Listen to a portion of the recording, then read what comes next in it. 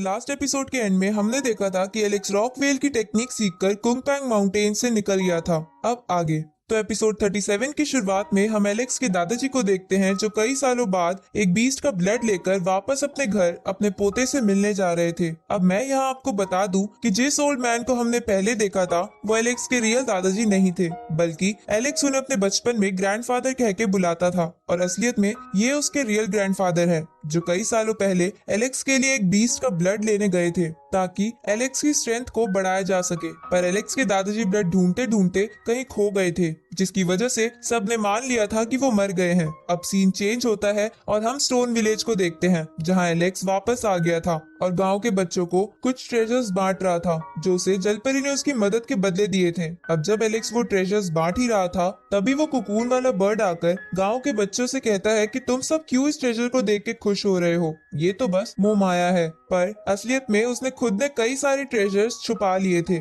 जिसे देखकर सब हंसने लगते हैं। आगे एलेक्स गॉडल्यू के पास जाकर अपनी रॉकफेल की टेक्निक उन्हें दिखाता है, जिसे देखकर गॉडल्यू उसे कहते हैं कि तुम्हें इसे प्रैक्टिस करते रहना चाहिए, जिसके बाद तुम इसमें मास्टर बन जाओगे। साथ ही तुम पावर में ज्यादा मत उलझ जाना क्योंकि ये तुम्हारे लिए खतरनाक बन सकता है। तो एलेक्स थैंक यू बोलते हुए उन्हें भी एक ट्रेजर देता है, जिसे देखकर गॉडल्यू कहते हैं कि ये ट्रेजर सिर्फ ह्यूमन बॉडीज के ही काम आता है। साथ ही वो एलेक्स को बता देते हैं कि उसके ग्रैंडफादर जिंदा है और वो वापस अपने घर जा रहे हैं। ये सुनकर एलेक्स हैरान हो जाता है क्योंकि उसे लगता था कि उसके ग्रैंडफादर मर चुके हैं। दूसरी तरफ हम एलेक्स के ग्रैंडफादर को देखते हैं जो अपने घर वापस आ गए थे, जिन्हें देखकर महल के सैनिक चौंक जाते हैं क्योंकि उन्होंने उन्हें कई सालों से नहीं देखा था। इसलिए वो सैनिक ये खबर करंट राजा तक पहुंचा देते हैं जिसका नाम मिशेल था। इधर एलेक्स के दादाजी से मिलने महल के 3 बड़े लोग आते हैं, जिनमें डेविड का फादर लुइस भी था। अब एलेक्स के ग्रैंडफादर जेसन यानी एलेक्स के फादर और एलेक्स के बारे में पूछने लगते हैं जो उन्हें कहीं भी नजर नहीं आ रहे थे। पर वो तीनों जेसन और एलेक्स के बारे में कुछ भी सही नहीं बता रहे थे। ये सुन के एलेक्स के ग्रैंडफादर को गुस्सा आ जाता है तो वो तीनों अपनी अपनी स्पिरिट को वहां बुला लेते हैं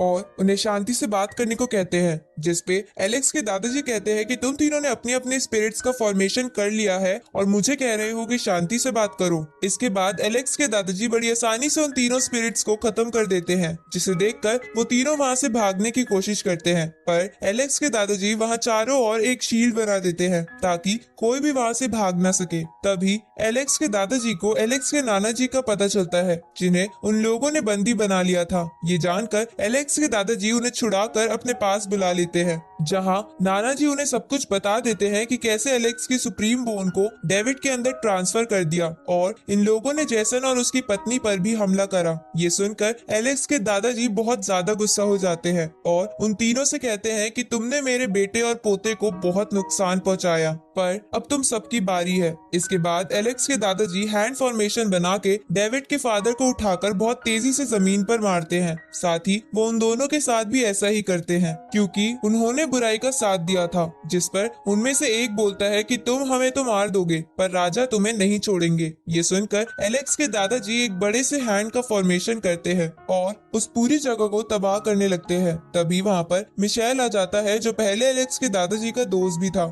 अब मिशेल एलेक्स के दादाजी को कहता है कि जब मैं राजा बना उससे पहले ये सब हो चुका था, इसलिए मैं कुछ नहीं कर पाया, तो तुम भी इस जगह को तबाह मत करो। जिसपे एलेक्स के दादाजी बोलते हैं कि अगर ये सब मेरे बेटे ने करा होता तो मैं उसे भी मार देता, तो मैं तुम्हें और इन लोगों को कैसे छोड़ दूं।